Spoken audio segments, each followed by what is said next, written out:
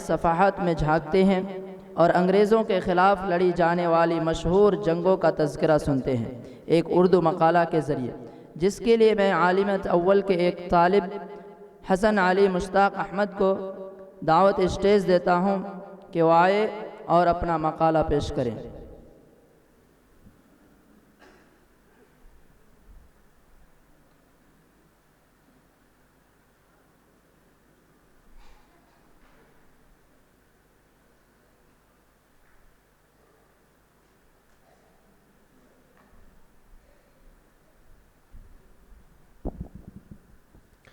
अस्सलामु अलैकुम वरहमतुल्लाहि वबरकातुहू। अल्हम्दुलिल्लाहि रब्बिल आलमीन वस्सलातु वस्सलामु अला नबिय्यिहिल करीम, अम्मा बाद। सदर मुहतरम वासातिज़ाए किराम, मेहमानान गिरामी और मेरे प्यारे साथियों, आज की बज़्म सक़ाफ़त बामुनासिबत यौम आज़ादी 2025 मैं आपके सामने हिंदुस्तान में अंग्रेज़ों के ख़िलाफ़ मशहूर जंगों के मुतालिक कुछ बातें अर्ज करना चाहता हूँ। उम्मीद है कि आप तमाम हजरात बगौर समात फरमाएंगे और इन कीमती मालूमात से भरपूर इस्तिफ़ादा करेंगे। सामीन किराम, हिंदुस्तान की तारीख़ अंग्रेज़ों के तसल्लुत के ख़िलाफ़ तवील और पुरजोश जिद्दोजहद से इबारत है। जब ईस्ट इंडिया कंपनी ने तिजारती सरगर्मियों के बहाने हिंदुस्तान में कदम रखा तो किसी को अंदाज़ा न था कि आमद आइंदा 2 सदियों पर मुहीत इस्तिमरारी गलबे की बुनियाद बनेगी। अंग्रेज़ों ने आहिस्ता आहिस्ता अपने पंजे गार कर मुसलमानों हिंदुस्तान पर सियासी, मासी और सकाफती तसल्लुत कायम किया। ताहम हिंदुस्तान के मुख्तलिफ इलाक़ों, मज़ाहिब, कौमों और तबक़ात ने अंग्रेज़ों के ख़िलाफ़ मुसलसल मुज़ाहमत की। इन मुज़ाहमती तहरीकों और जंगों ने आज़ादी की तरफ को ज़िंदा रखा और बिल आखिर बरतानवी साम्राज्य को हिंदुस्तान छोड़ने पर मजबूर किया।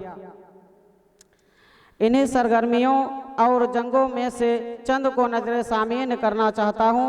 अल्लाह ताला हमें सही अक्कासी करने और आप सबको बगौर सुनने की तौफीक अता फरमाएँ। जंगों का मुख्तसर खाका। पलासी का जंग 1757 ईस्वी जंगे पलासी बर्रे सगीर की तारीख का एक अहम और फैसला कुन वाक़या है, जो 23 जून 1757 ईस्वी को नवाब सिराजुद्दौला और अंग्रेज़ ईस्ट इंडिया कंपनी के दरमियान मैदान पलासी बंगाल में लड़ी गई। ये जंग सिर्फ एक फौजी तसादुम न थी, बल्कि हिंदुस्तान की आज़ादी के ज़वाल की इब्तिदा थी। वजूहात: इस जंग के बुनियादी असबाब में अंग्रेज़ों की क़िलाबंदी, टैक्स की अदम आगाही और नवाब के खिलाफ मुखालिफत शामिल थी। साथ ही मीर जाफ़र और दूसरे बाअसर अफराद की गद्दारी ने अंग्रेज़ों को अंदरूनी मदद फराहम की। अहम किरदार: नवाब सिराजुद्दौला बंगाल के नौजवान और बावकार हुक्मरान, रॉबर्ट क्लायू अंग्रेज़ी फ़ौज का कमांडर, मीर जाफ़र नवाब का सिपह सलार जिसने अंग्रेज़ों से साज़बाज़ की। नताइज: सिराजुद्दौला को शिकस्त हुई और कत्ल कर दिया गया। मीर जाफ़र नवाब तो बन गया, लेकिन दर हकीकत वो अंग्रेज़ों का गुलाम था। बंगाल पर अंग्रेज़ों का कब्जा हुआ और हिंदुस्तान में अंग्रेज़ी राज की बुनियाद पड़ी। नतीजा: जंग पलासी हिंदुस्तानी तारीख का वो मोड़ है जहाँ से गैर मुल्की तसल्लुत का आगाज़ हुआ। ये जंग हमें याद दिलाती है कि दाखिल इत्तेहाद की कमी और गद्दारी किस तरह पूरे कौम को गुलामी की तरफ ले जाती है। बक्सर की जंग 1764 ईस्वी। ये जंग बक्सर के मैदान में शुजाउद्दौला मीर कासिम शाह आलम सानी के इत्तेहाद के साथ अंग्रेज़ों के खिलाफ लड़ी गई और बदनसीबी से इत्तेहादी फ़ौजों को शिकस्त मिली और मुगल बादशाह शाह आलम सानी ने अंग्रेज़ों की बलादस्ती तस्लीम कर ली। तारीख और मकाम। तारीख 22 अक्टूबर 1764 ईस्वी। मकाम बक्सर, मौजूदा बिहार, भारत।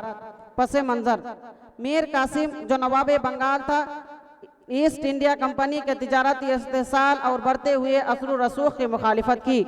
उसने शाह आलम सानी और शुजाउद्दौला से इत्तेहाद किया ताकि कंपनी को बंगाल से निकाला जा सके। नतीजा: ईस्ट इंडिया कंपनी ने फैसला कुन फतह हासिल किया। शाह आलम सानी ने 1765 ईस्वी में दीवानी हुकूक और खजाने और महसूलात जमा करने का हक कंपनी को दे दिए, जिससे बंगाल, बिहार और उड़ीसा पर उनका कंट्रोल कायम हो गया।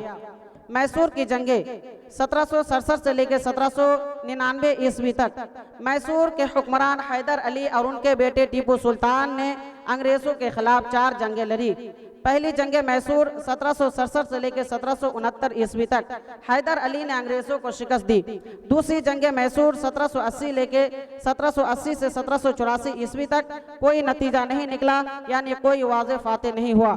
तीसरी जंग मैसूर 1790 से लेकर 1792 ईस्वी तक टीपू सुल्तान निस्फ इलाका अंग्रेजों के हवाले करने पर मजबूर हुआ। चौथी जंग मैसूर 1799 ईस्वी टीपू सुल्तान शहीद हुए और मैसूर पर अंग्रेजों का कब्जा हो गया और इसी तरह जुनूबी हिंदुस्तान में अंग्रेजों की ताकत मुस्तहकम हुई। टीपू सुल्तान की शहादत ने हिंदुस्तानियों में आज़ादी की तहरीक को तक़वियत दी। मराठा जंगें 1775 से लेकर 1818 ईस्वी तक। मराठा की जंगें 18वीं सदी के इख्तिताम और 19वीं सदी के आगाज में मराठा सल्तनत और बरतानवी ईस्ट इंडिया कंपनी के दरमियान होने वाली 3 बड़ी जंगों पर मुश्तमिल है। इन जंगों ने हिंदुस्तान की सियासी तारीख में अहम मोड़ पैदा किया और बरतानवी राज के क़याम में फैसलाकुन किरदार अदा किया। मराठा सल्तनत मुगलों के ज़वाल के बाद हिंदुस्तान की सबसे बड़ी मकामी ताकत बनकर उभरी, लेकिन उनके अंदरूनी इख्तलाफात, इलाकाई खुद मुख्तारी की ख्वाहिश और बरतानवी साजिशों ने उन्हें कमज़ोर कर दिया। ईस्ट इंडिया कंपनी ने इन इख्तलाफात का फ़ायदा उठाकर मराठा सरदारों को एक दूसरे के खिलाफ इस्तेमाल किया और बिलाखिर उन्हें शिकस्त दे दी। पहली मराठा जंग 1775 ईस्वी से 1782 ईस्वी तक। दूसरी मराठा जंग 1803 ईस्वी से 1805 ईस्वी तक। तीसरी मराठा जंग 1817 ईस्वी से लेकर 1818 ईस्वी तक। नतीजा और तारीखी अहमियत। मराठा ताकत का खात्मा हो गया। हिंदुस्तान में बरतानवी राज फैलता गया। मकामी रियासतें एक एक करके अंग्रेजों के ताबे हो गए। ईस्ट इंडिया कंपनी एक मजबूत सियासी कुव्वत बन गई। सिखों की जंगें 1845 ईस्वी से 1849 ईस्वी तक।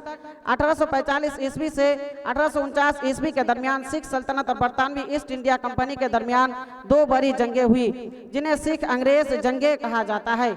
ये जंगें पंजाब के इक़्तिदार, खुद मुख्तारी और बरतानवी तौसीअ पसंदी के खिलाफ लड़ी गई। पहली सिख जंग 1845 से 1846 ईस्वी तक। दूसरी सिख जंग 1848 ईस्वी से लेकर 1849 ईस्वी तक। नतीजा, सिखों को मुकम्मल शिकस्त हुई और 1849 ईस्वी में पंजाब को बाकायदा तौर पर बरतानवी हिंदुस्तान में शामिल कर लिया गया। सिख सल्तनत का खात्मा हो गया। संथाल बगावत 1855 से लेकर 1856 ईस्वी तक। संथाल बगावत बर्रे सगीर की तारीख की एक अहम और कबायली तहरीक थी, जो 1855 ईस्वी से 1856 ईस्वी के दरमियान मौजूदा झारखंड तबका बिहार के इलाके में संथाल कबाइल ने अंग्रेजों और जमींदारों के जुल्म के खिलाफ शुरू की। अहम किरदार। सीधो और कानो संथाल कबीले के 2 नौजवान भाई जिन्होंने बगावत की क़ियादत की। उनके साथ चांद और भैरू भी अहम रहनुमा थे। वाक़ियात का खुलासा। 30 जून 1855 ईस्वी को तकरीबन 10,000 संथाल जंगजू ने बगावत का ऐलान किया। उन्होंने जमींदारों, दलालों, अंग्रेजी दफातर पर हमला किए। बरतानवी हुकूमत ने इस बगावत को दबाने के लिए सख्त फौजी कार्रवाई की। हजारों संथाल शहीद हुए। नताइज। बगावत तो नाकाम हुई, मगर उसने अंग्रेजों को कबायली आवाम की ताकत का एहसास दिला दिया। बाद में संथाल परगना के नाम से एक अलग इंतजामी इलाका बनाया गया। ये बगावत 1857 ईस्वी के जंग आज़ादी की तमहीद भी बनी। नतीजा, संथाल बगावत हिंदुस्तान की आज़ादी की तारीख में एक जुर्अतमंदाना और बावकार बाब है, जो हमें बताती है कि जुल्म के खिलाफ आवाज़ उठाना एक फितरी इंसानी हक है, चाहे वो किसी भी शक्ल में हो। जंग आज़ादी 1857 ईस्वी। 1857 ईस्वी के बगावत बर्रे सगीर की तारीख का पहला और बड़ा मुनज़्ज़म आवामी रद्द अमल था, जो अंग्रेजों के इस्तेमारी जुल्म के खिलाफ उभरा। इसका आगाज मेरठ में सिपाहियों की बगावत से हुआ, जिन्होंने गाय और सूअर की चर्बी वाले कारतूस के खिलाफ आवाज बुलंद की। देखते ही देखते ये चिंगारी दिल्ली, लखनऊ, कानपुर, झांसी और बिहार तक एक शोला बन गई। बहादुर शाह जाफर को इनकलाबियों ने दोबारा तख्ते दिल्ली पर बैठाकर आज़ादी का अलम बुलंद किया।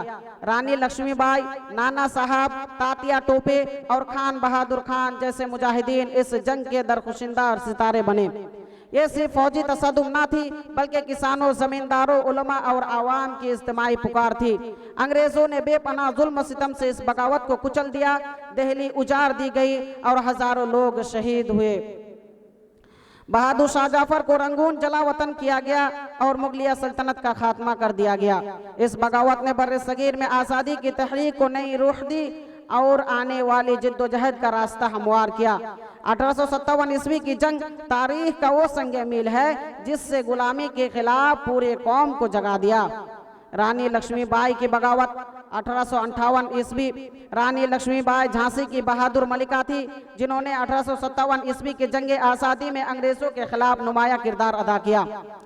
अंग्रेजों ने नजरिया इल्हाक के तहत झांसी को अपने कब्जे में लेना चाहा क्योंकि उनके शोहर की वफात के बाद उनका कोई हयाती वारिस ना था। हालांकि रानी ने एक मुंह बोले बेटे को वारिस बनाया था। इस नाइंसाफी के खिलाफ रानी ने हथियार उठाए। 1858 ईस्वी में अंग्रेज अफवाज ने झांसी पर हमला किया। रानी लक्ष्मीबाई ने जबरदस्त मुजाहमत की और अपनी फौज के साथ दिलेराना जंग लड़ी। वो झांसी से निकलकर ग्वालियर चली गई और वहीं 17 जून 1858 ईस्वी को लड़ते हुए शहीद हो गई। रानी लक्ष्मीबाई आज़ादी की पहली जिद्दोजहद की अलामत बन गई। उनकी बहादुरी, क़ियादत और कुर्बानी ने हिंदुस्तानी आवाम के दिलों में हुब्बुल वतनी की नई रूह फूंकी। नील बंगाल बगावत 1859 ईस्वी। ये बगावत नील के ज़राअत पर जबरदस्ती मजबूर किए गए किसानों ने अंग्रेज नील और कारखानों के खिलाफ की। इस बगावत की क़ियादत पैगंबर विश्वास और विष्णु विश्वास जैसे मुकामी रहनुमाओं ने की और हिंदुस्तान की ज़री बगावतों में से एक अहम मिसाल है। मोहतरम सामीन, हिंदुस्तान में अंग्रेज़ों के खिलाफ लड़ी जाने वाली जंगे महज अस्करी, महाद, आराई और फौजी तसद्दुम ना थी बल्कि ये इस्तेमारी गलबे के खिलाफ अवामी बेदारी, कुर्बानी व जज्बा हुर्रियत की अलामत थी। इन जंगों ने बरतानवी साम्राज्य की ताकत को चैलेंज किया और एक अहद की बुनियाद रखी जिसमें हर मजहब, हर तबका और हर कौम ने आज़ादी का ख्वाब मुश्तरका तौर पर देखा। चाहे वो पलासी की साजिश हो या टीपू सुल्तान की बेमिसाल मुजाहमत, रानी लक्ष्मीबाई की शुजाअत हो या 1857 ईस्वी के हमागीर बगावत, इन सब ने तारीख के धारे को मोड़ने में अहम किरदार अदा किया। अलगर्ज आज हम इन तमाम मुजाहिदीन आज़ाद के एहसानमंद हैं जिन्होंने वतन की आबरू के खातिर खुद को बेआबरू कर दिया, जिन्होंने अपना सब कुछ कुर्बान करके हमें ये आज़ाद हिंदुस्तान अता किया। उनकी कुर्बानियाँ हमेशा तारीख के सुनहरे औराक में रोशन रहेगी। आखिर में रब्बे कायनात से दुआ करता हूँ कि अल्लाह ताला जिस तरह तूने हमें आज़ाद भारत में सांस लेने की तौफीक दी है उसी तरह पुरअमन माहौल से माला माल कर तकब्बल। आमीन। तकब्बल या रब्बल आलमीन। अस्सलामु अलैकुम व रहमतुल्लाहि व बरकातुहू।